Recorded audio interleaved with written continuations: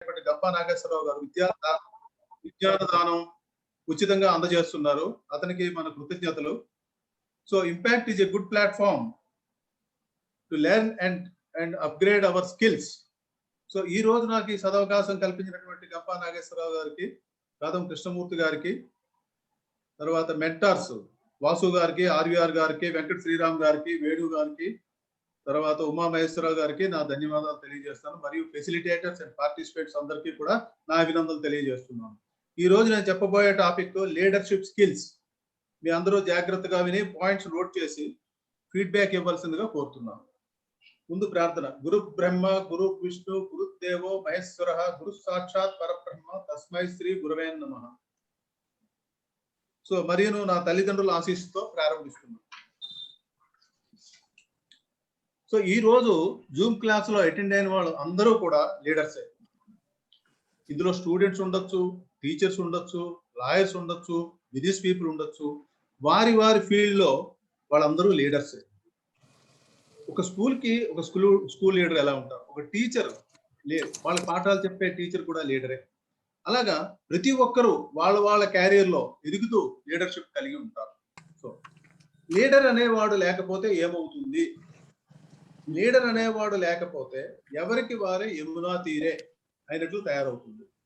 చుక్కాని లేని పడవలాగా, గమ్యం లేని బాటసారిలాగా ఎవరికి వారే అనే కంపారిజన్ తో స్టార్ట్ అవుతుంది. తర్వాత ఎవరి మాటలు ఎవరు వినాలి అనేటువంటి కన్ఫ్యూజన్ స్టార్ట్ అవుతుంది. తర్వాత వివాదాలు, కొట్లాట్లు స్టార్ట్ అవుతాయి, గొడవలు స్టార్ట్ అవుతాయి. సో టోటల్ గా సిస్టమ్ కొలాప్స్ అయిపోతుంది. అందుచేత ఏ సంస్థకైనా, ఏ వ్యవస్థకైనా సక్రమంగా ఉండాలి అంటే లీడర్ అనేవాడు ఖచ్చితంగా ఉండాలి. నా లీడర్షిప్ అంటే ఏమిటి?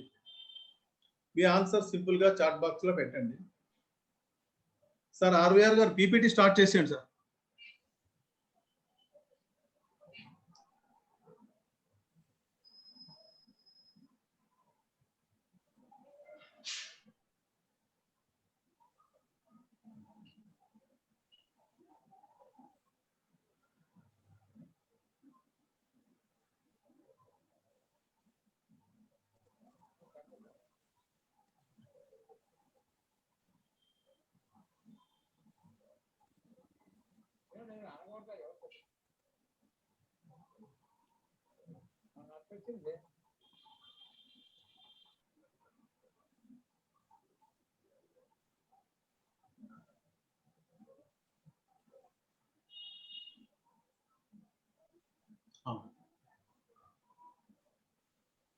What is leadership?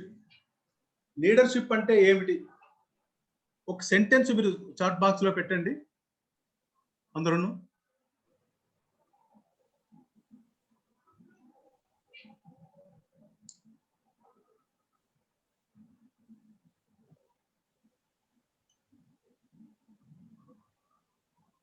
గుడ్. రాము గారు ఎవ్రీవన్ ఓకే. ఓకే. చిత్రావు గారు, శ్రీమణి గారు, సతీష్ బాబు గారు, leader team system society. Okay okay good అండి. నెక్స్ట్ స్లైడ్ అండి ఆర్వీఆర్ గారు.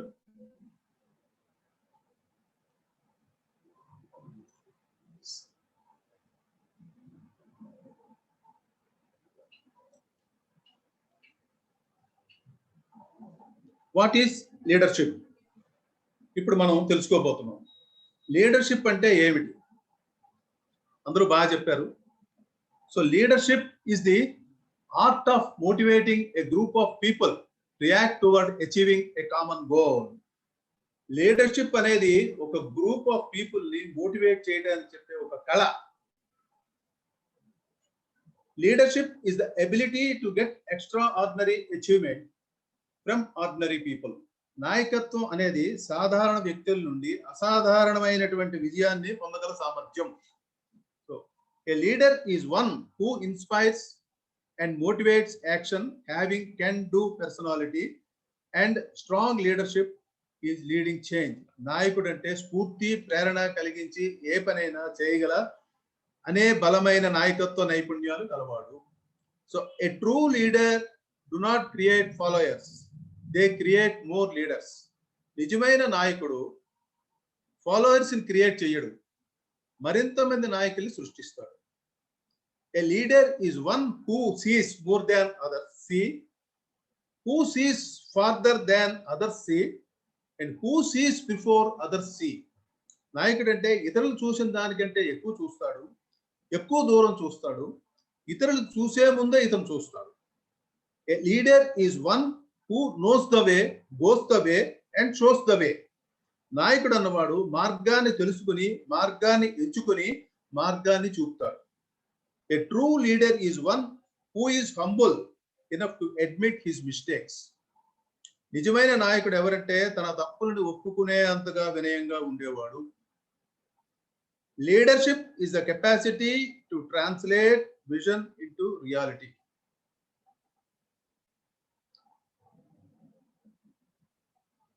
నెక్స్ట్ అండి, నాయకత్వం అనేది వాస్తవికత, విజన్, దృష్టిని అనువేదించే సామర్థ్యం.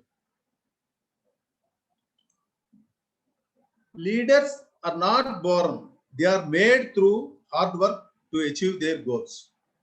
నాయకులు పుట్టలేదు, తమ లక్ష్యాన్ని సాధించుకోవడానికి కష్టపడి తయారై వచ్చింది.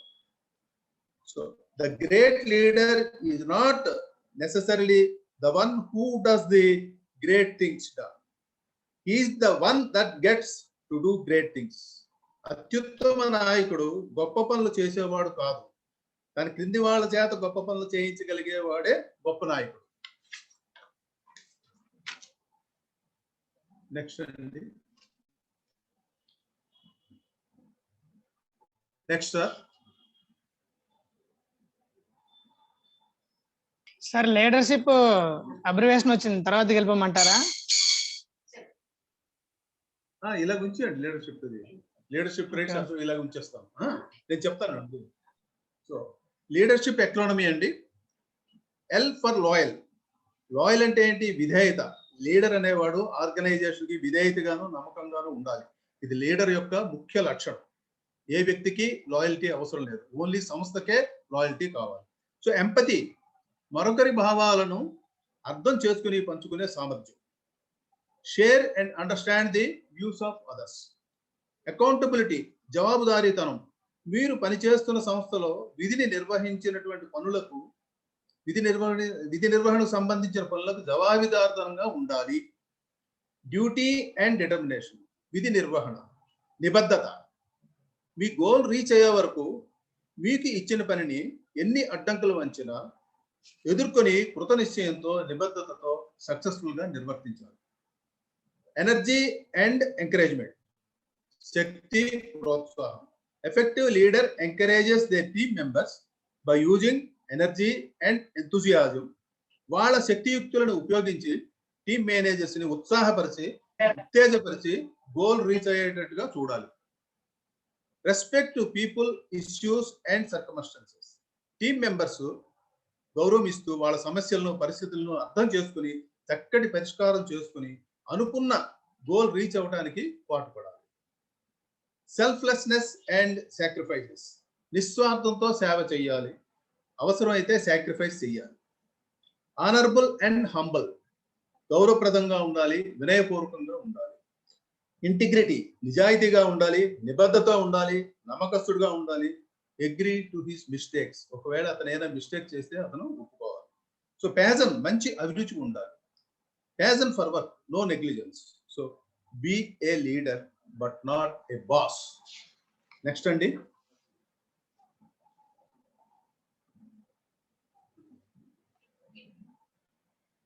ఈలోగానండి గ్రేటెస్ట్ లీడర్స్. మళ్ళీ వెనక్కి వెళ్ళండి ఆర్వీఆర్ గారు, అలాగే ఉంచండి వెనక్కి, అక్కడ ఆపండి. Great leaders and traits. గొప్ప నాయకుల లక్షణాలు అంటే ఇప్పుడు పీపీటీ అక్కర్లేదండి, అది గొప్ప నాయకుల లక్షణాలు. చాలా మంది గ్రేట్ లీడర్స్ ఉన్నారు, కానీ ఒకరికి స్వామి వివేకానంద్ అంటే ఇష్టం, ఇంకొకరికి డాక్టర్ అబ్దుల్ కలాం గారు అంటే ఇష్టం, ఇంకొకరికి సతీష్ ధావన్ గారు అంటే ఇష్టం, ఇంకొకరికి సుభాష్ చంద్రబోస్ గారు అంటే ఇష్టము, ఇంకొందరికి గాంధీ గారు అంటే ఇష్టము, మరికొంతమందికి భగత్ సింగ్ అంటే ఇష్టం. ఎందుకు ఇన్ని ఇష్టాలు? మనం ఇష్టపడే లీడరు మన మనసుకి బ్రెయిన్ కి టచ్ చేస్తారు. మనసులోని ప్రేమను రేకెత్తించే ప్రతి వ్యక్తి కూడా లీడరే. ఇన్ని కోట్ల మందిలో ఒక్కొక్కరు ఒక్కొక్కరిని ఇష్టపడుతుంటారు. ఎందుకు? కారణాలు ఏంటి? ఒకటి, వాళ్ళలాగా ఉండాలి అనుకోవడం. రెండు, వాళ్ళలాగా ఉన్నాం అనుకోవడం. స్వామి వివేకానంద ఏం చెప్పారంటే, లీడర్ అవ్వాలనుకుంటే ముందుగా ఆజ్ఞలు పాటించాలి.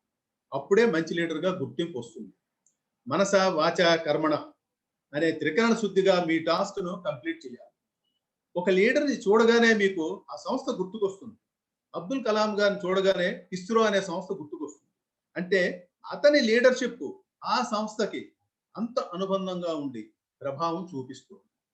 సో ఒక ప్రొఫెసర్ గారు యూనివర్సిటీ స్టూడెంట్స్ కి కొన్ని ప్రశ్నలు వేశారు లీడర్షిప్ మీద.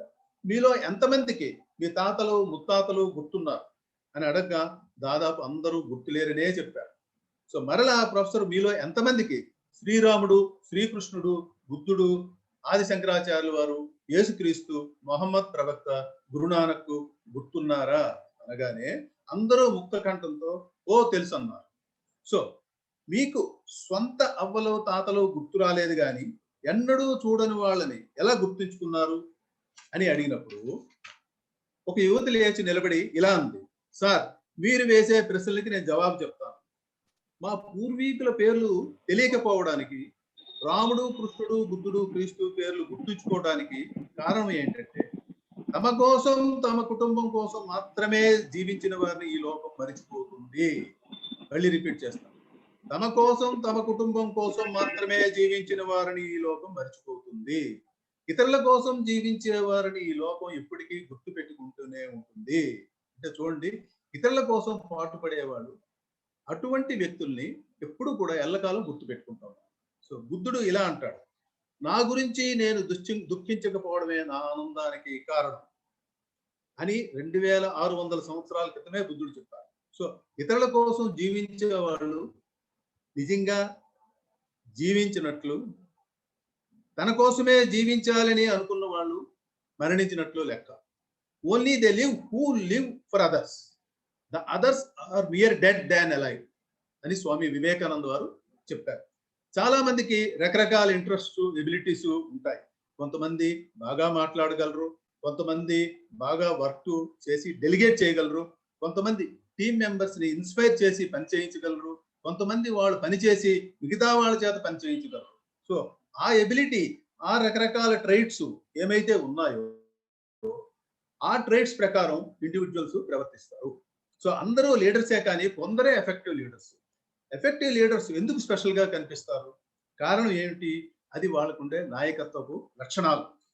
సో ఒక టాస్క్ మొదలు పెట్టినప్పుడు ఆ పని ఎంత కష్టమైనా పూర్తి చేసి ఆ టాస్క్ తీసుకున్నప్పుడు అతనిలోని అచీవ్మెంట్స్ డ్రైవ్స్ హై లెవెల్లో ఉంటాయి.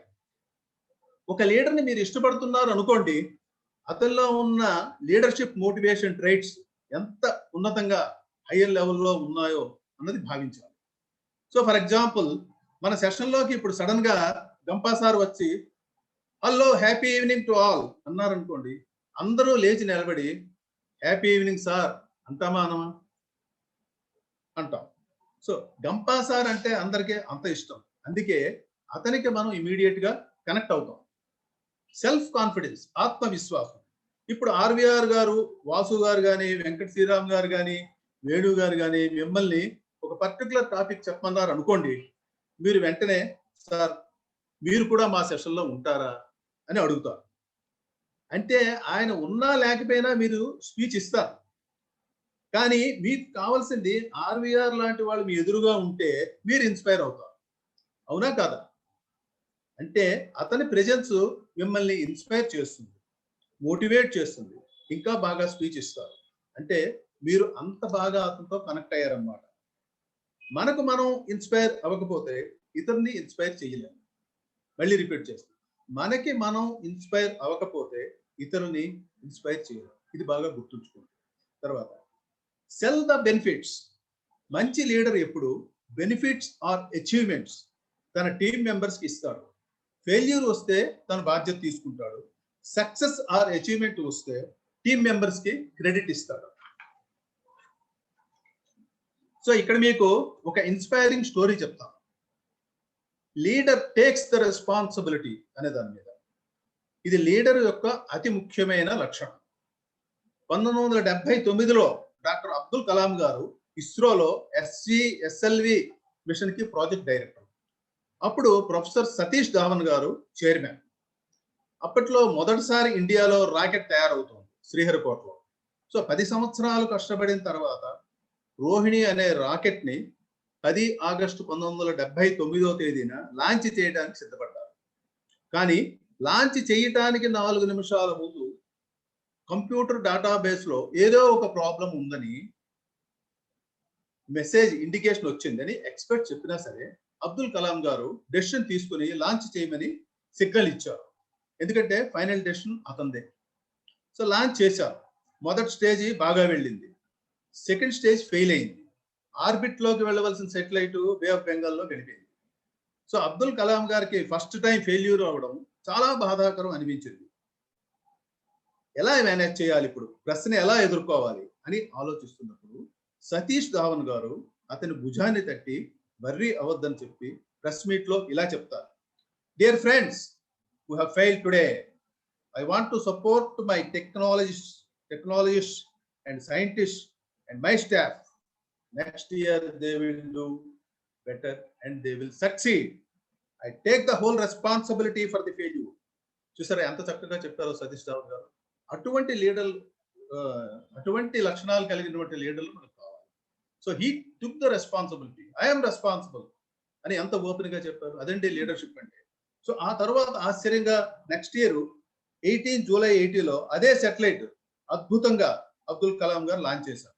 అప్పుడు ప్రొఫెసర్ సతీష్ ధావన్ గారు అబ్దుల్ కలాం గారిని పిలిచి ప్రెస్ మీట్ కి ఆయన సారథ్యం వహించమన్నారు. చూసారా ఇక్కడ. సో ఫెయిల్యూర్, సతీష్ ధావన్ గారు ఎంత అద్భుతమైన లీడర్. ఫెయిల్యూర్ వచ్చినప్పుడు అతను బాధ్యత వహించాడు, సక్సెస్ అయినప్పుడు సబార్డినేట్ క్రెడిట్ ఇచ్చాడు. సో గుడ్ లీడర్ ట్రైట్స్ అంటే అలా ఉంటాయి. So we have to learn from them. Sir ఇప్పుడు పీపీటీకి వెళ్ళండి sir. Okay sir. Okay.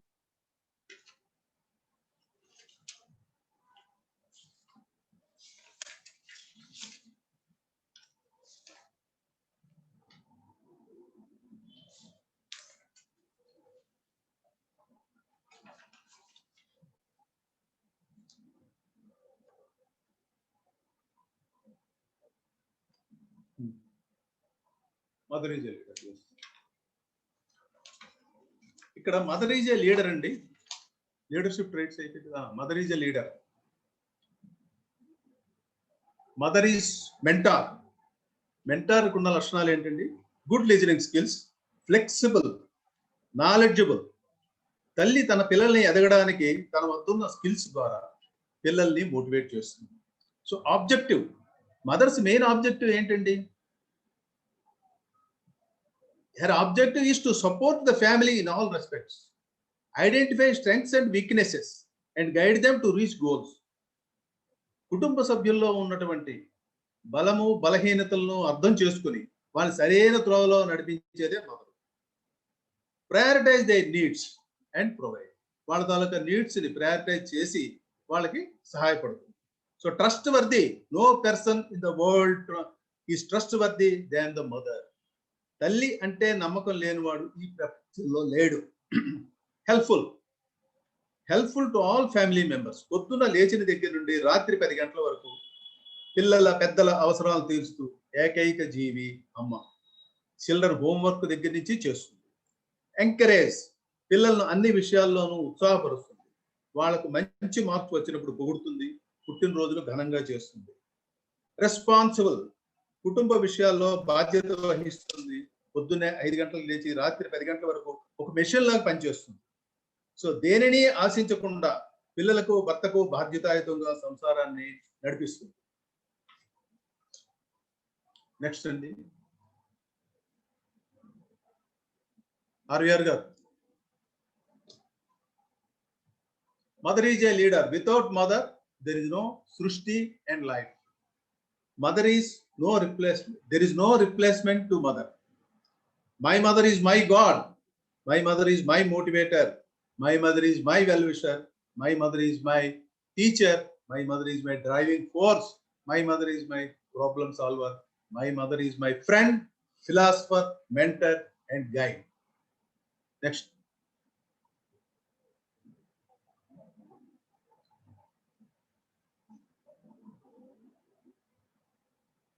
Qualities of a leader imbibed in mother's characteristics. Mother characteristics లో ఉన్నటువంటి క్యారెక్టర్స్ ఎక్కడ ఉండవండి.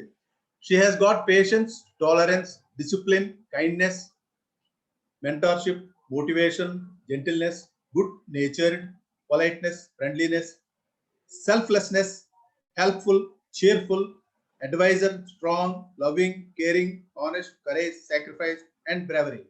My mother is heroine and more than a leader.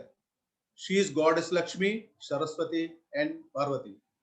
There may be a bad boy or a bad girl, but there is no bad mother. Next, Andy.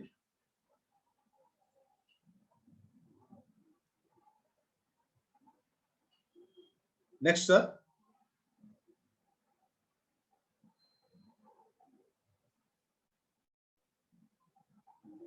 Harviar garu. Yes. 10 characteristics of a good leader. Integrity అండి. నాయకుడు నిజాయితీగా ఉండాలి, విశ్వసనీయంగా ఉండాలి, వారి తప్పులను అంగీకరించుకునేటట్లుగా ఉండాలి. తర్వాత ability to delegate, నిర్దిష్ట కార్యకలాపాలు నిర్వహించడానికి మరొక వ్యక్తికి అప్పచెప్పడాన్ని డెలిగేషన్ అంటారు. సో ఇలా డెలిగేట్ చేసినప్పుడు సబార్డినేట్స్ మోటివేట్ అయ్యి ఇంకా సమర్థవంతంగా పనిచేస్తారు. కమ్యూనికేషన్, నాయకుడికి అత్యంత శక్తివంతమైన సాధనం కమ్యూనికేషన్. లీడర్షిప్ అనేది అద్భుతమైన కమ్యూనికేషన్ స్కిల్. అది ఉపయోగించి సమాచారాన్ని క్రమబద్ధంగా అర్థవంతంగా షేర్ చేసుకోవడం వల్ల తన టీం మెంబర్స్ ని మోటివేట్ చేసిన వాళ్ళు అవుతారు. సో సెల్ఫ్ అవేర్నెస్, మనల్ని మనం ముందు అర్థం చేసుకోవాలి. మనలో బలము బలహీనతలు బేరీజు వేసుకోవాలి. మిమ్మల్ని మీరు ఎంత బాగా అర్థం చేసుకుంటే అంత బాగా ఇతరుల్ని మోటివేట్ చేయగలరు. గ్రాటిట్యూడ్, ఇది ఒక శక్తివంతమైనటువంటి సాధనం. కృతజ్ఞత అనేది మీ సంస్థ విజయం వెనుక ఉన్న వ్యక్తులను మెచ్చుకోవడం, మరియు ప్రతి ఒక్కరూ సాధించిన ప్రతిభను గుర్తించడం, ఎవరైనా మీకు మంచి చేసినట్లయితే వాళ్ళ కృతజ్ఞతలు తెలపడం, ఇలా చేయటం వల్ల వాళ్ళు మోటివేట్ అవుతారు. లెర్నింగ్ ఎగిలిటీ, ఎబిలిటీ కాదండి, లెర్నింగ్ ఎగిలిటీ, నేర్చుకోవడంలో చురుకుతనం. ఒక వ్యక్తి సామర్థ్యం మరియు అనుభవాలు నుండి నేర్చుకోవడం, ఆ పైన కొత్త సవాళ్ళను ధైర్యంగా ఎదుర్కోవడంలో బాగా పనిచేస్తుంది.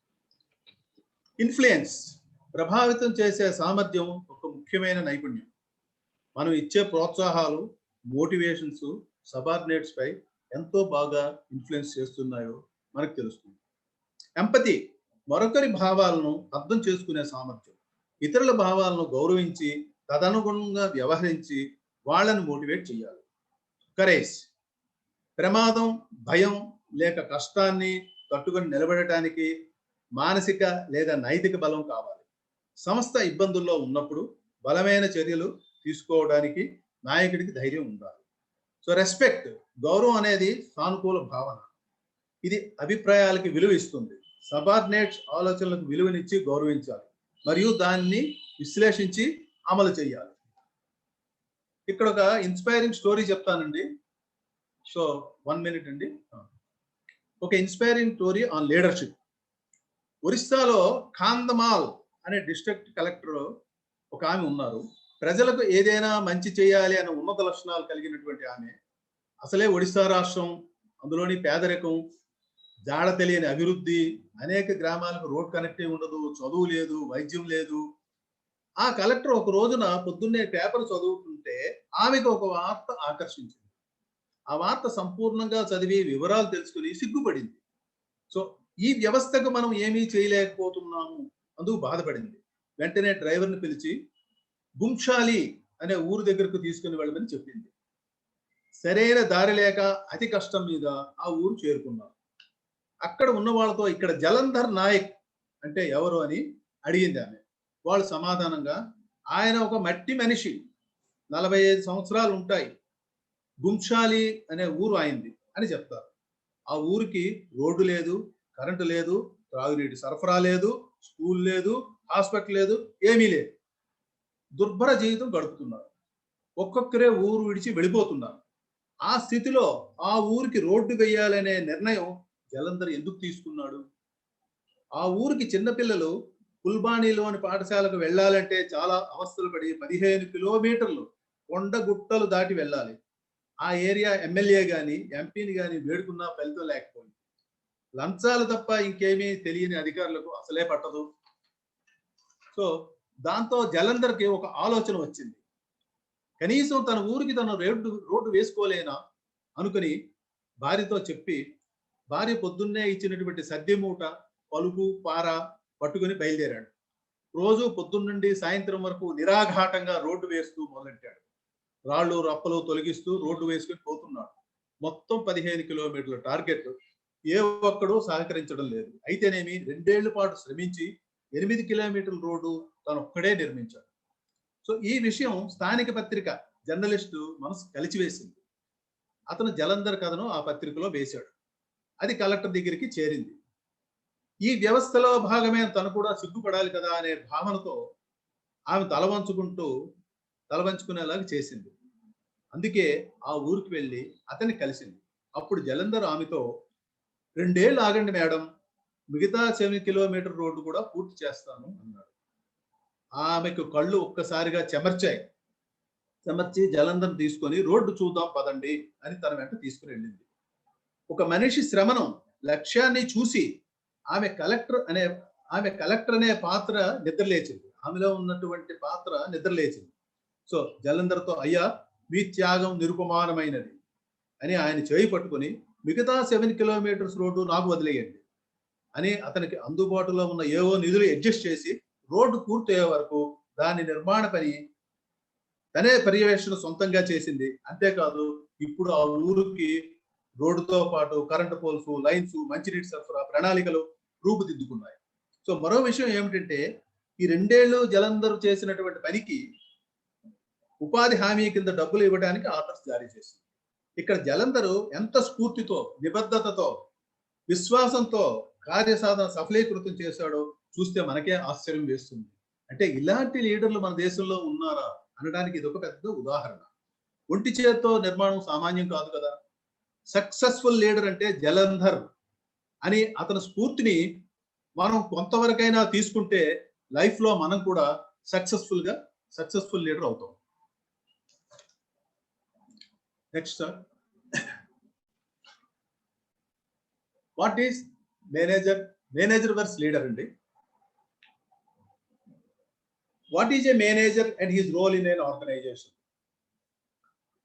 సో ప్రాథమిక స్థాయిలో మేనేజరు ఒక planner, meet the deadlines, తన వనరులను సమన్వయం చేయడం, నష్టాలను మరియు బడ్జెట్ని నిర్వహించడం. మేనేజర్ స్టాఫ్ ని హైర్ చేసి ట్రైనింగ్ ఇచ్చి విధి నిర్వహణలో వాళ్ళ పనితీరును పర్యవేక్షిస్తాడు. సీనియర్ మేనేజ్మెంట్ కి రిపోర్ట్ చేస్తాడు. లక్ష్యాల్ని నిర్దేశిస్తాడు. అంచనాలు ఖచ్చితంగా చేరుకోవడం చూస్తాడు.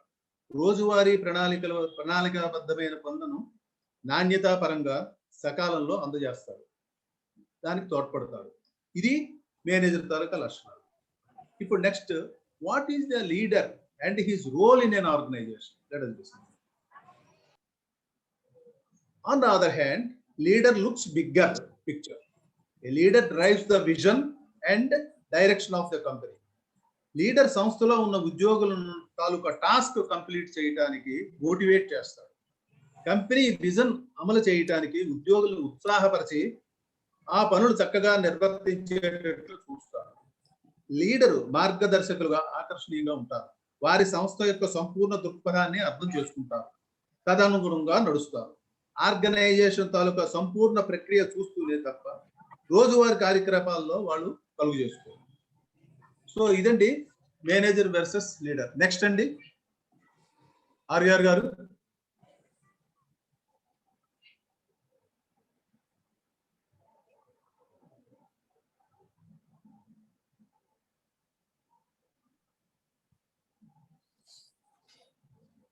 ఆర్ఆర్ గారు అది అయిపోయిందండి. నెక్స్ట్ పార్టిసిపేషన్ అండి.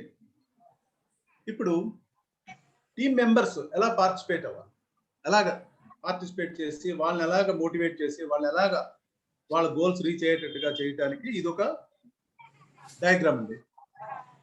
Facilitate the conversation. సో కొంతమంది టీమ్ లీడర్స్ కి, టీమ్ మెంబర్స్ కి ఒక టాపిక్ ఇచ్చి రేపు మీరు మీటింగ్ లో ఈ టాపిక్ మీద డిస్కస్ చేయడానికి అడ్వాన్స్ గా వాళ్ళకి ఇన్ఫర్మేషన్ ఇస్తారు.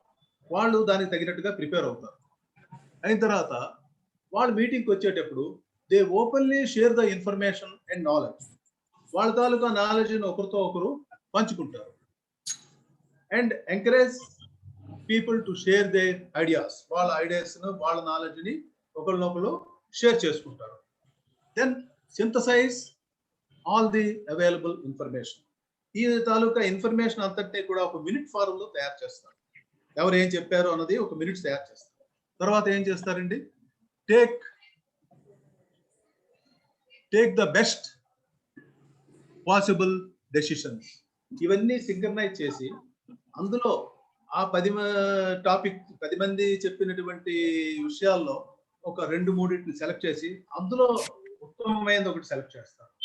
దాని మీద వాళ్ళు డెసిషన్ తీసుకుంటారు. So communicate their decision back to the group. ఆ తీసుకున్న డెసిషన్స్ ఆ గ్రూప్ కి మళ్ళీ కమ్యూనికేట్ చేస్తారు. సో ఇది పార్టిసిపేషన్ ప్రాసెస్ అండి. నెక్స్ట్ అండి సార్, ఇప్పుడు అయిపోయినట్టుకుంది ఇక్కడతో. ఉంది 1 minute. Nurture the leader with in you. Abdul Kalam గారు ఏం చెప్పారంటే, all of us do not have equal talent, but all of us have an equal opportunity to develop our talents. Next అండి.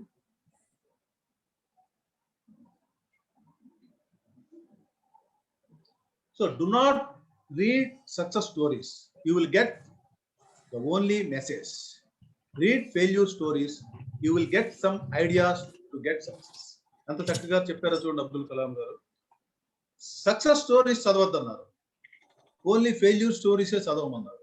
Failure stories చదివినట్లయితే అక్కడి నుంచి మీరు ఎలాగ డెసిషన్స్ తీసుకోవాలి, ఎలాగ ఓవర్కమ్ అవ్వాలి ఆ ఫెయిల్యూర్స్ అనేటువంటి ఆలోచనలు మీలో వస్తాయి. సో అందుకే ఫెయిల్యూర్ స్టోరీస్ చదవమని చెప్పారు. నెక్స్ట్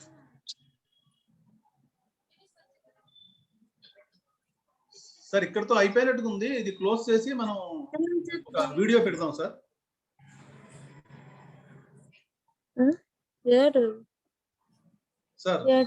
సార్ వీడియో మీరు ప్లే చేయండి సార్. వీడియో ఫెయిల్ అయిందా? వీడియో మీరు ప్లే చేయండి. ఎవరికి మీటింగ్? అవును, వీడియో అది నాకు రావట్లేదు. కాదు సార్, మీ దాంట్లో వీడియో ఉంటుందన్నారు కదా, ప్లే చేస్తానన్నారు కదా. నేను రికార్డింగ్ స్టాప్ చేస్తాను, మీరు వీడియో ప్లే చేయండి. అవును, వీడియో అంటే మళ్ళీ నేను వెనక్కి వెళ్ళాలి కదా.